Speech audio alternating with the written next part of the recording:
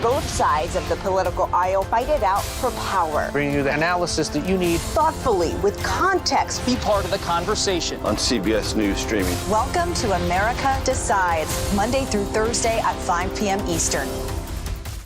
When weather is about to get extreme. We're talking about hail, we're talking about tornadoes, damaging wind. Every second counts. Let's now take a look at what that really means to you. That's why CBS News and the Weather Channel have come together to bring you virtual weather technology so advanced, so real. We can show you what it's going to look like when the storms come through. You'll see what will happen, where it will happen, before it does. Feel the forecast on CBS News. Time to get prepared.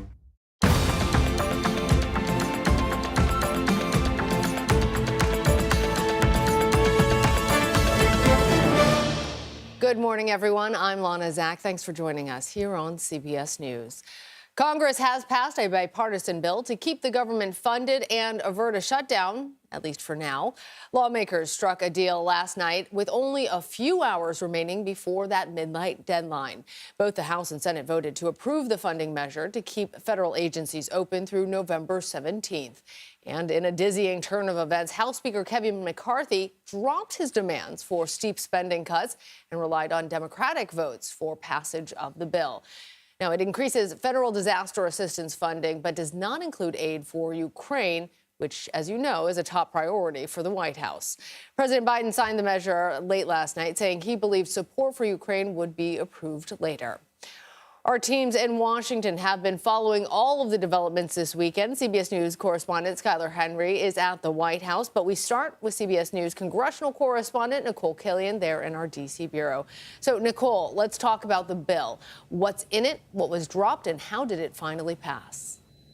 Well, this is a pretty benign bill in the sense that it is a clean, continuing resolution. And what that means is it continues to fund the government at current spending levels for the next 45 days, roughly through November 17th. And then, of course, the hope is that we don't necessarily have to go through this process all over again. The hope is that by that time, Congress will have been able to pass all of its 12 appropriations bills to fund the government on a longer-term basis. But what is included in this package is disaster relief. That is money that the White House had asked for and requested. What's not in the bill is funding for Ukraine. And of course, this just comes not long after the Ukrainian President Volodymyr Zelensky visited both members in the House and in the Senate. And there does appear to be a desire to move forward with Ukraine funding, some type of Ukraine funding package, but that could be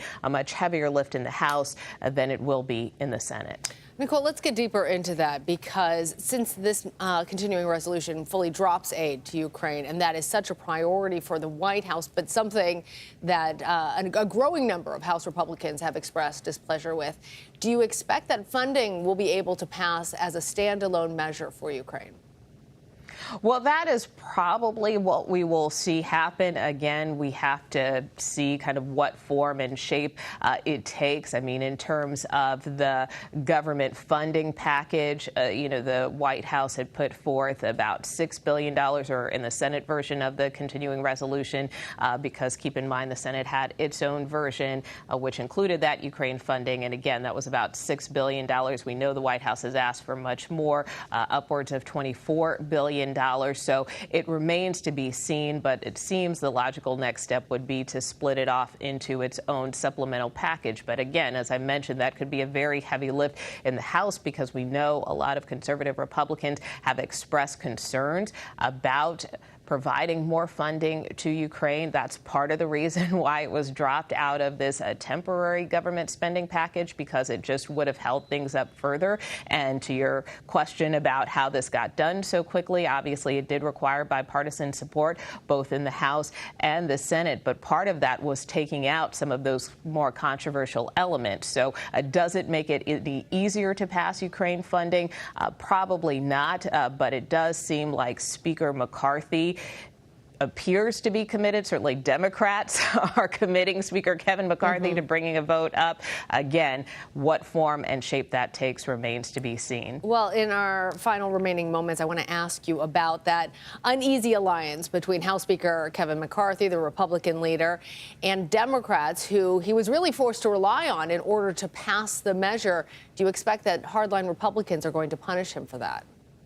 Well, I think so long as the speaker has these very narrow margins, he will continue to face challenges. I mean, we know, for instance, that Florida Congressman Matt Gaetz has been a pretty vocal opponent of the speaker, and he has not really dropped his threat to put forth this motion to vacate, which is the procedure that would be needed to take as far as trying to potentially oust the speaker. But you heard the speaker pretty vociferously yesterday say, you know, bring it if someone wants to try to oust him. So I don't think the speaker is deterred or intimidated, and he has tried to kind of smack down these threats before. But again, as we move through this funding process to fund the government on a more long-term basis, and as we approach this deadline in mid-November, it's certainly possible we could see more tension and friction play out within the House Republican conference. Yeah, I think he said, if someone wants to remove me because I'm the adult in the room, go ahead and try. All right, Nicole Killian, thank you. CBS News correspondent Skylar Henry is there at the White House and joins us now. So, Skylar, what's the White House saying about the broad strokes of this bill?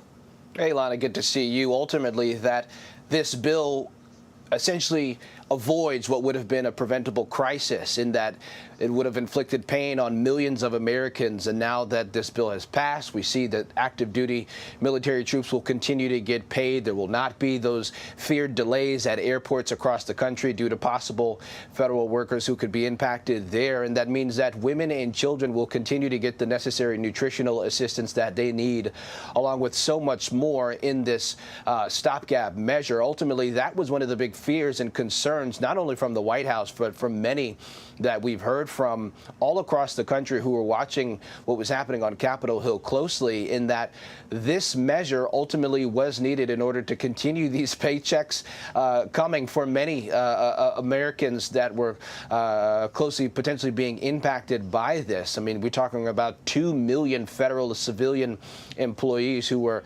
potentially at risk of either losing out on paychecks or being furloughed to something to that effect, or, you know, 2 million military personnel who could have been impacted as well. And that includes some of those men and women who were working down at the U.S.-Mexico border dealing with that migrant crisis. So I think a relieved White House, but President Biden put out a statement overnight ultimately saying that this was an avoidable crisis brought on by that group of hardline conservatives in the House that was essentially calling for deeper spending cuts, calling for these delays, ultimately saying that this was an avoidable situation, and that what the deal that they had agreed to previously, the White House and House Speaker Kevin McCarthy, was something that they should have adhered to this entire time, and that this was an avoidable crisis. We also saw in the president's statement there talking about aid for Ukraine, because that had certainly been a White House priority and something of a stumbling block for House Speaker Kevin McCarthy as he was trying to get other members of his caucus in line. Does the White House consider this continuing resolution stripping any funding for Ukraine a setback? Yeah, well, it's absolutely a bit of a concern, especially if you look at what the president had to say about it. He went on to say that we cannot, under any circumstances, allow American support for Ukraine to be interrupted, and ultimately going on to say that he fully expects the speaker to keep his commitment to the people of Ukraine and secure passage of the support needed to help Ukraine at this critical moment. And as we've heard from not only the White House, but many top officials, and that's from bipartisan support as well, that they want to make sure that there is continued financial support for Ukraine. I mean, we saw Ukrainian President Volodymyr Zelensky meeting with the leaders of both chambers up on Capitol Hill in recent weeks. We know that he has a close relationship with President Biden, and we know his concerns about not receiving continued support monetarily and from a military perspective in terms of their war with Russia. Now, we know that there is continued support right now. There should be money that should last for the next several weeks or so, but we know that more Ukraine aid is absolutely a necessity. And that is according to Department of Defense officials, as well as from what we're hearing from the Ukrainian officials as well. And so what ultimately happens with this deal moving forward, the dialogue that we see in these 45 days and this as this stopgap measure continues to move through, I think it'll be absolutely interesting. We know that House Speaker Kevin McCarthy, as you and Nicole talked about, he certainly has an uphill battle, if you will, in terms of trying to get enough support to pass a measure across that will continue support for Ukraine. We know that there is support in the Senate for this bill or for that funding. It ultimately just depends on what that looks like. All right, Skylar Henry, thank you. You bet. As part of the continuing resolution, Congress also reauthorized the Federal Aviation Administration for 3 months. The FAA had been facing a shutdown on 2 fronts. Without funding, all safety improvements and air traffic controller training would have been halted. It also would have lost its authority to collect fuel and fare tax revenue, which generate more than $50 million daily. The FAA's new authorization runs through the end of the year, and funding is on the same ticking clock as the rest of the government. Well, coming up after the break, the new funding bill came after a scramble from lawmakers to reach a deal. We'll discuss the process of getting the bill to the president's desk and what to expect when it's crunch time once again with 2 former lawmakers. You're streaming CBS News.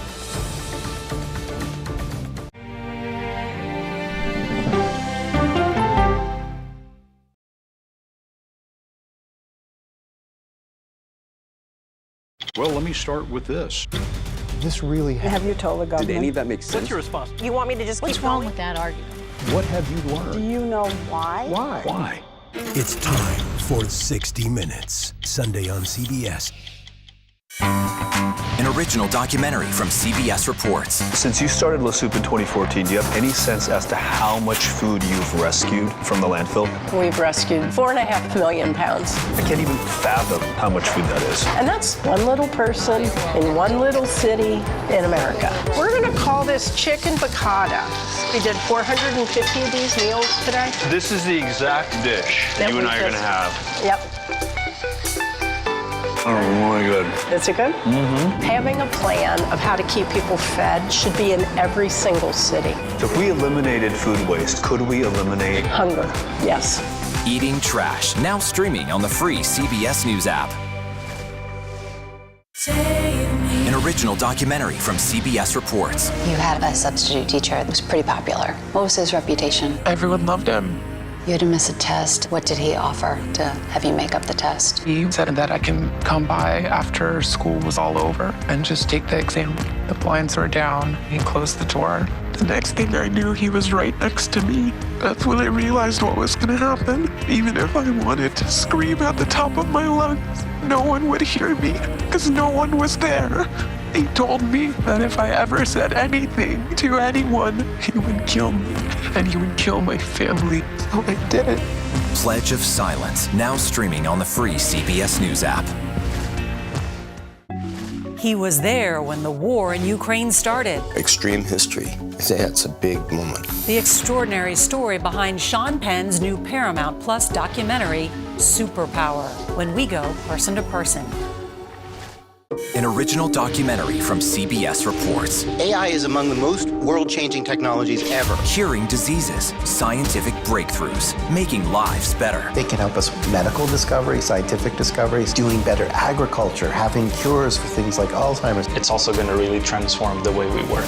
The uplifting potential of artificial intelligence is limitless. It gives you a friend, somebody to chat with 24/7 that is non-judgmental. He makes me feel loved and desired. And so are its downfalls. The problem with all this AI is that it's unpredictable and uncontrollable. The choices we make now will have lasting effects for decades, maybe even centuries. The ChatGPT revolution, now streaming on the free CBS News app. Why did you miss the moment? I'm not sure why they missed the moment. It doesn't look like Congress is doing anything. That's the role of Face the Nation, to focus on the issues at hand. That means a civil conversation with perspective.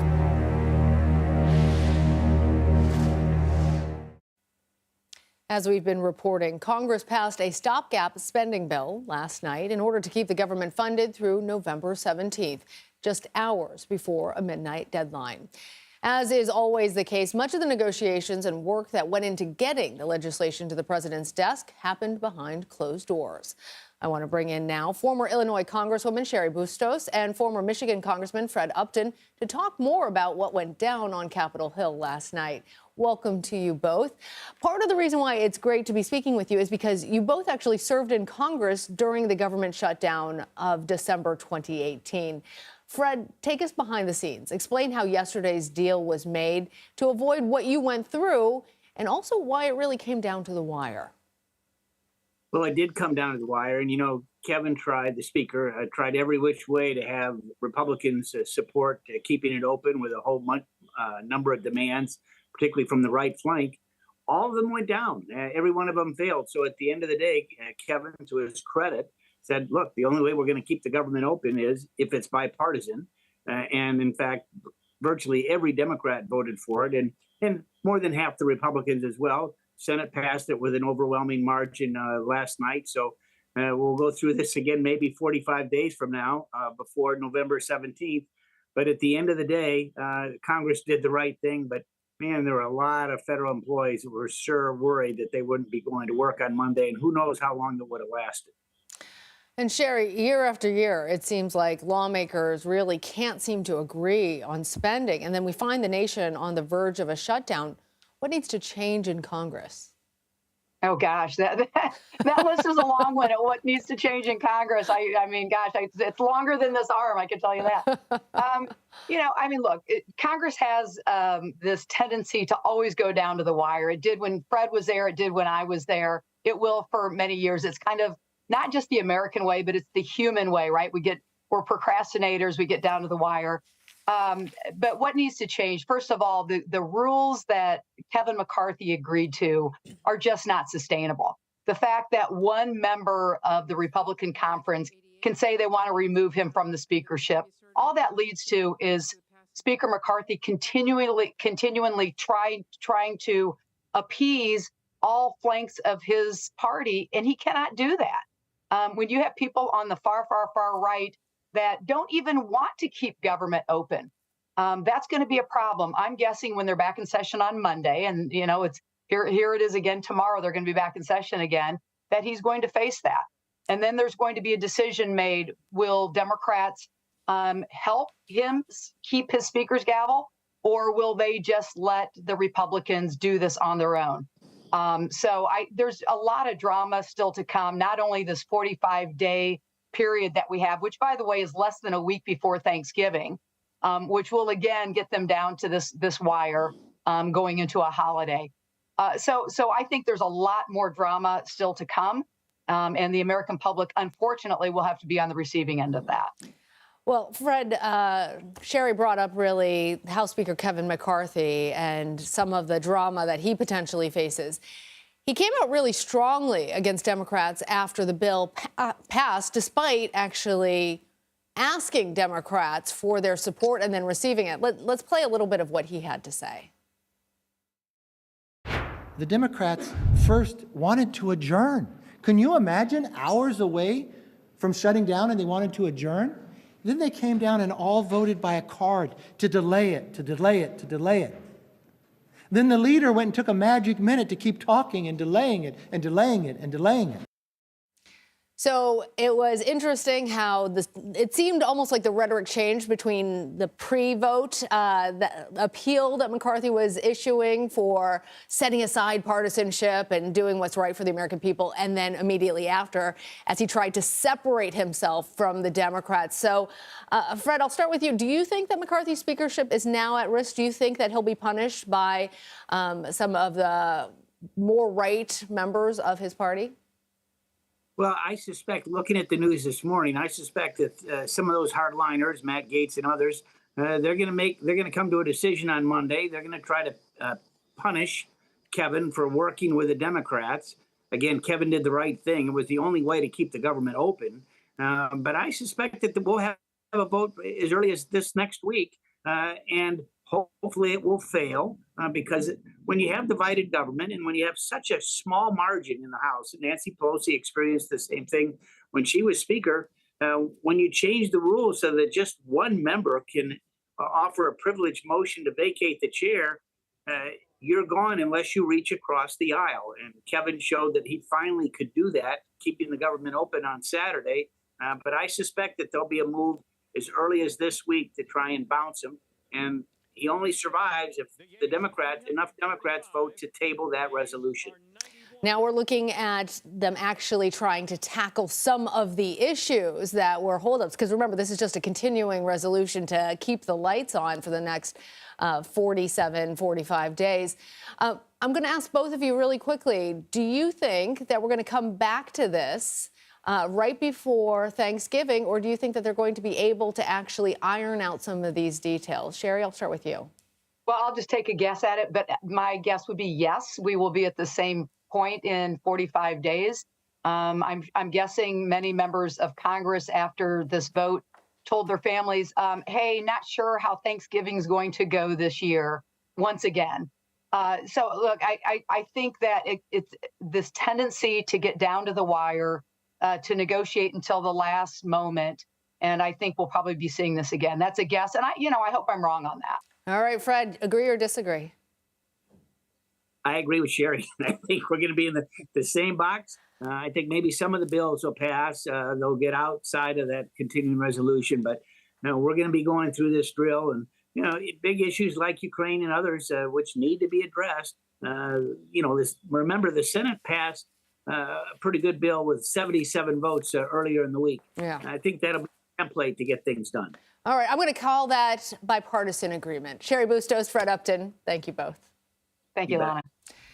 So a government shutdown and its wide-ranging consequences have been averted for now. After the break, we're going to take a closer look at the timeline leading up to the last-minute deal as the countdown clock restarts. You're streaming CBS News.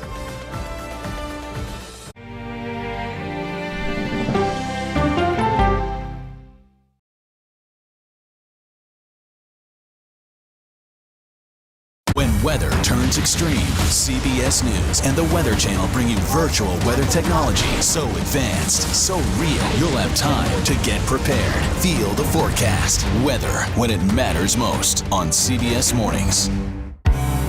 An original documentary from CBS Reports. That desired farm, it's a wonderful place to raise children, and it still is. Promises broken. Black Americans have been the target of racism and discrimination pretty much from the time they acquired ownership in the land. Costing black farmers hundreds of billions in generational wealth. They did everything to make sure we were run off that land. But communities are uniting to continue the fight. Collective ownership is powerful. To keep their land and their dreams alive. To watch my children play on land that we own means everything. So land is power. Most definitely. 40 Acres and a Mule, now streaming on the free CBS News app. Politics isn't a game. Why aren't you holding yourself to that standard? Politics is about policy. Was this the right way to actually get this done? I'm a voracious consumer of information, and I'm impatient. I don't like to be spun. To be moderator of Face the Nation is not an anchor, it's not an actress. You are up here to moderate a conversation. That means bringing the most powerful stakeholders to the table to become better informed.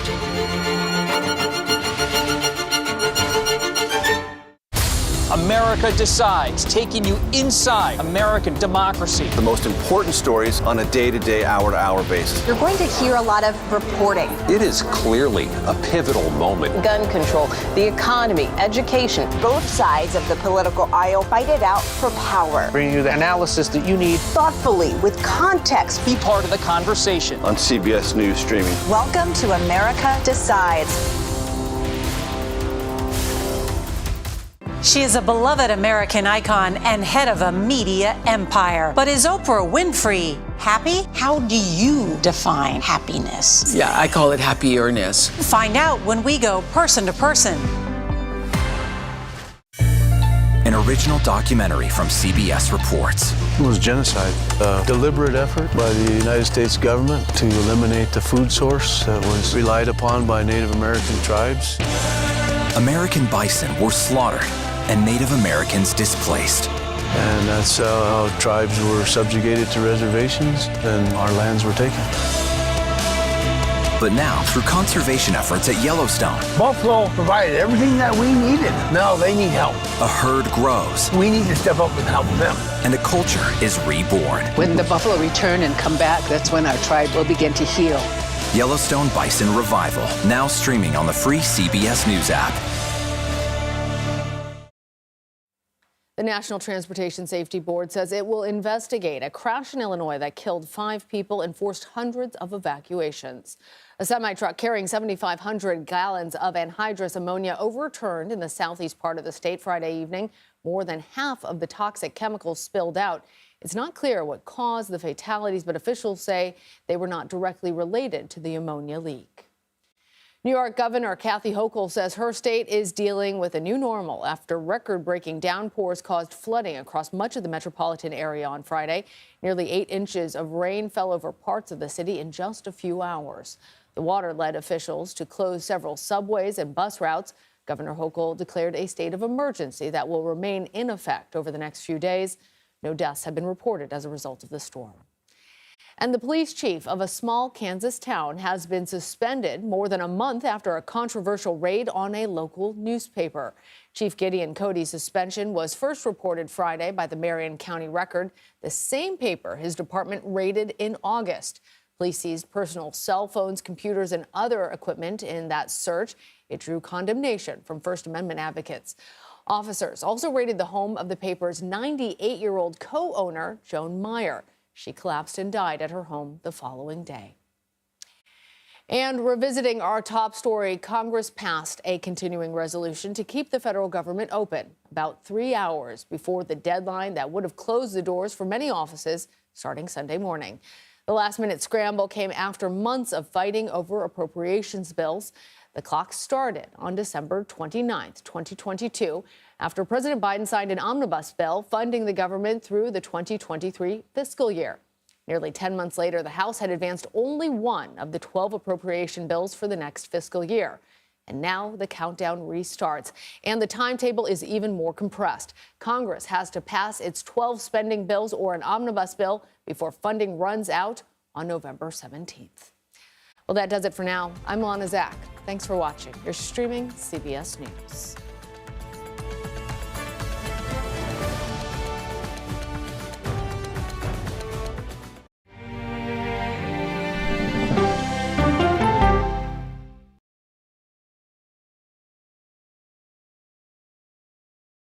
Well, let me start with this. This really happened. Have you told the government? Did any of that make sense? What's your response? You want me to just What's keep wrong going? with that argument? What have you learned? Do you know why? Why? Why? It's time for 60 Minutes, Sunday on CBS. An original documentary from CBS Reports. Since you started La Soup in 2014, do you have any sense as to how